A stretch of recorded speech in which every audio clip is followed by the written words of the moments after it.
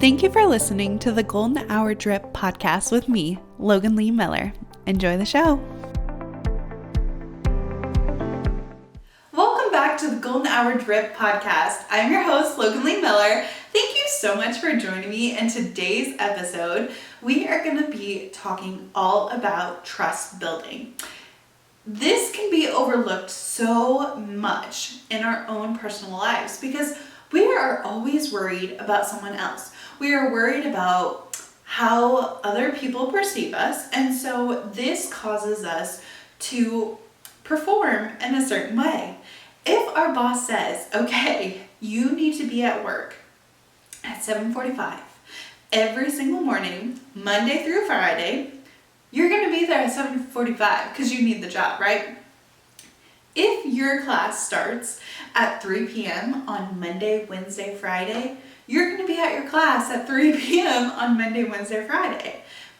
If your mom is hosting a birthday party for your little sister on Saturday at, 11 a.m., guess what? You're going to be there because we have this sense of obligation to these people, right? Like, we want to be perceived in the best way. We want to make sure that we are reliable, that we are able to be trusted at events or with jobs, so we can get a paycheck, education, whatever it is. We have so many obligations in our life and we show up for them usually, right? As long as we're not too overwhelmed or doing too much, but we make a commitment and we follow through. Because that is what it's to be like a functioning adult, right? Like you make the choice and you show up. Why is it that we allow other people to have more control over our lives and what we do than ourselves? And by that I mean, why do we hold other people in a higher regard than ourselves?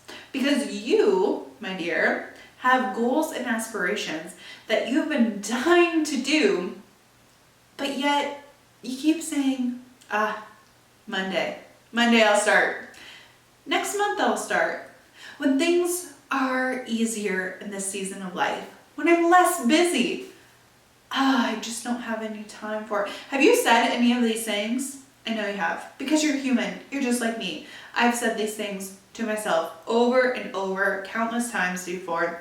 And yet, when someone says, hey, we have a fundraising event, hey, we have a volunteering event, hey, we need you to do this, I'm always there to do it. I'm like, yes, I can do that. Where do you want me? What time? How long do I need to do it for? Whatever it is, I'm always there for it. If my mom needs something, my dad, my brother, my sister, whoever, you feel this obligation. You don't want to let them down. You want them to be able to trust in you. But why are you not building trust in yourself? Why do you not hold yourself in the same regard that you do for the people in your life? I mean, even your enemies, even the people you absolutely despise, sometimes we end up doing things for them because we want to be perceived in a certain light. We want to be known as a reliable, trusted person. But we can't do the same for ourselves. Personally, for me, I have really been trying, right? There's no such thing as try. I've been failing at getting more whole fruits and vegetables in my diet. I've made it a priority. Now, let's talk about priorities real quick. Priority literally means your number one thing. Number one. You cannot have multiple priorities. I have to remind myself of this sometimes because you only got one butt. You can't ride two horses, okay? So one priority.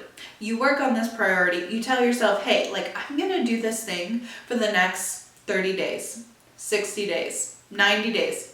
Whatever it is, you're going to work on it for this long. And once you get past that, then it becomes a habit. Then you can trust yourself. Then you say, hey, I know I can do this. I know because I've spent the last 10, 20, 30, 40, 50, 60, 70, 80, 90 days doing it. and you've developed that trust, and you believe in yourself, and you know you can do it. And that makes it so much easier to do the next thing. So I want you to focus on one priority, right? Like one thing, because we cannot ride 2 horses with one butt, okay? You only got one butt. Take that one priority, focus on it, build the trust with yourself, because I guarantee you it's going to be a lot easier on day 10 than it is going to be on day 1, right? Because you don't have any trust built within yourself. You did not show up for yourself in the past, so what makes you think you're going to show up for yourself right now? But it's when you build upon it. It's when you dig deep and you say, hey, if my boss told me to be at work at 7:45, I'm going to be at work at 7:45. If I tell myself I'm going to the gym at 4:30 in the morning, I'm going to the gym at 4:30 because I've made that commitment to myself. Because I've told myself, hey, this is a priority for you. This is something you are focusing on. This is something that is going to make you feel so much better in 30, 60 days from now. And you're going to trust yourself. And once you complete that, that's where the habit stacking comes into play. That's where you can say, oh, I achieved this. I trust myself. When that next thing comes around, that next thing, that huge big thing that you want to do, and you're like, oh my gosh, like, can I actually do it? Yeah. You want to know why? Because I have that trust in myself. Because I did this other hard thing that was super, super difficult in the moment, and I thought, how can I do this? I don't know if I can do this. But then you do it. And then the next thing that you have, and you do that, and you're slowly building trust with yourself, just like your employer trusts that you will come into work every single day, just like your teacher expects you to be there for the entire semester, just like your mom expects you to be at every single birthday party.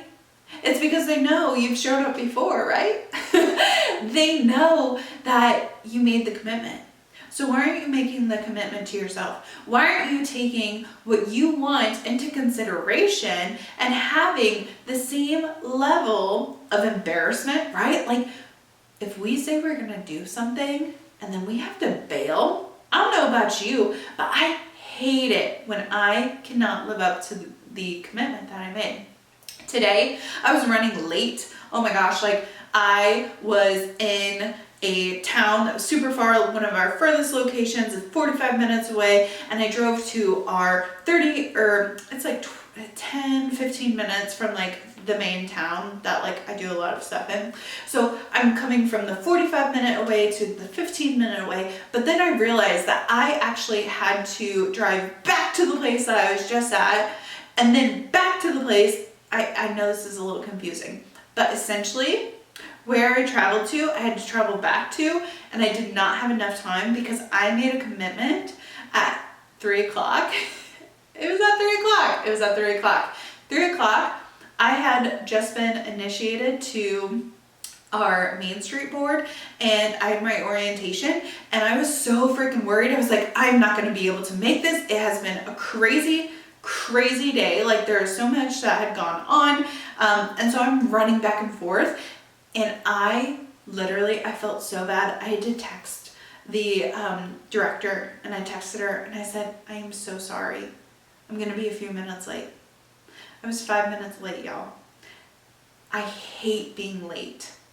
That is not part of my character. That's not who I want to be. That's something that is so freaking annoying to me. And sometimes, because I try to fit too much in it and I don't slow down, as in, hey, is this a priority? Only can have one priority. I think, oh my gosh, like, I made a commitment and here I was 5 minutes late. And I know 5 minutes, it's not a big deal. I had texted her, she was so gracious. She did not care, but it's not part of my character. That's not a commitment that I take lightly. And so I was like, are you kidding me? Like, here I am late. Like, I can't be late. But I knew that I, one, needed to be accountable in the way that, and I've done this before, not in this situation, but if it was a birthday party or an event. I remember my freshman year of college, I got invited to a like house party essentially. And the girl texted me, she's like, yeah, like come meet up. We're all gonna meet up at like 9:30, 10 o'clock. And the directions she gave me were, I commuted from college. So the direction she gave me, I got to the place, but I didn't know where they were at. And this is when Snapchat was like a huge thing. Like everybody messaged on Snapchat, and I messaged her, but it's not like a text, right? Like you don't read it. So I couldn't get in connection with her, and I had felt so embarrassed that I was late, even though it does not matter. Like it literally, nobody cares about parties in this way. Like you can show up at any time. But I felt so embarrassed that I was late that I literally turned around and I went home. I'd gotten ready, everything. Like I just felt embarrassed that I couldn't get there on time. I turned around. I literally cried that night because I was like, oh, like I wanted to do this so bad, and there was some miscommunication. You can feel embarrassed during miscommunication, right? And so I hate being late. I do. I just hate it. But I had made a commitment, right? Like this was over my lunch break. I know lunch break 3 p.m. is kind of late, but I made this commitment to have this appointment, and I was running around, and I wanted so bad to make good on my appointment. I did everything in my power to get there. Even though I had to go back to a different location and then come here and then come here, I busted my butt. I ran, and I literally ran. Like I was booking it. I got in my car, no fuss. Like I was focused, and I did it. I was 5 minutes late. That is the same kind of energy that you need to be having for yourself. You need to feel, I might get some hate for this. You need to feel sick when you do not keep a commitment to yourself. As in, I was supposed to do something and I did not show up for myself, just as you would feel the same if you disappointed your sweet grandma. If you disappointed your grandpa or any mentor that you have, you need to feel the same level of uneasiness, sickness. Like you might think I'm crazy for saying this, but literally, why would you feel so horrible when you bailed on someone else, but you don't feel the same when you bail on your own goals? How is that right? How is that right? Tell me. Because you are the only person who you will spend the rest of your life with, right? Even if you get married, even if you have children or you have a family, you're the only person that you will wake up with every single day and go to bed with every single night. Travel, different times in your life. I mean, seriously, you are the only person that you will be with for the rest of your life. You need to have the same level of commitment and regard for yourself that you have for other people. You need to feel the same level of commitment. But once you do it, because you're going to hold yourself accountable, because if you don't want to feel in that really crappy way, right? Like you don't want to feel sick to your stomach. You want to feel good. And the way that you can feel good is when you start doing good on your goals. When you can start like habit stacking. I did this for 30 days, 60 days, 90 days. It's now a habit, and it can go on the back burner because I'll do it automatically. I don't have to think about it. Essentially, that's what life is all about. It's about achieving your goals, making yourself proud, and working towards the next level. You can do that by trusting in yourself that you're going to do it, because if you don't, you're going to feel icky. You don't want to feel that way. And you're going to stack slowly upon it. Personally, I've been really struggling with the whole food, fruits and vegetables. So you know what I did? I got other people involved, because you can manipulate yourself. You can have the same level of feeling if you get other people involved. So I have Garrett and I have my mother involved. So I called my mom on Sunday, and I just got done grocery shopping, and while I was talking to her, I chopped up all her vegetables. And I used to have this problem in the past where I would put carrots in one container, celery in another container, radishes, cucumbers, whatever vegetables I was using, because I wanted it to be aesthetically pleasing. I was going to put some here, here, here.